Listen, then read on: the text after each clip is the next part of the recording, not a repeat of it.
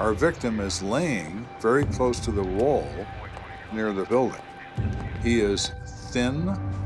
He is elderly. How old is he? Hard to say. If he's an alcoholic, and I suspect that he is, then he's going to look older than he really is.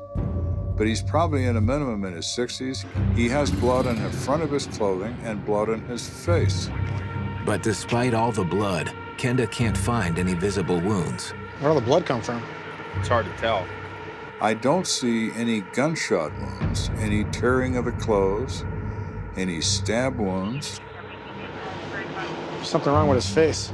The coroner hasn't arrived yet, so Kenda decides to check out the victim himself. I'm looking at his face. I look at his eye sockets, the orbits around the eyes. It just looks odd to me. And I turned to one of my guys and I said, look at his eyes. They don't look right. So I'm wearing a pair of rubber gloves and I pushed open his right eye.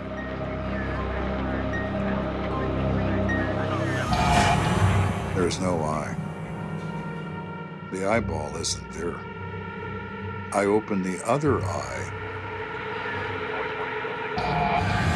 That eyeball isn't there either. They've been removed. Good God. I can't believe that the eyeballs are gone. It's a horrible notion to think that your eyes could be actually gouged out of your face and to have both of them gouged out at the same time. How is that physically possible? Can that really happen? Yes, it can, and it did in this case. But the empty eye sockets aren't the only horrifying clue. I look at his mouth and it doesn't look right either. His lips are kind of protruding slightly, so I pull his lower lip back. Holy, you see that? There's an eyeball in his mouth, and it's looking at me. Oh, hello. Several guys decided to lose their breakfast at that moment after having seen that. It's disgusting, it's revolting, it's scary, it is bizarre, it is holy smokes kind of thing.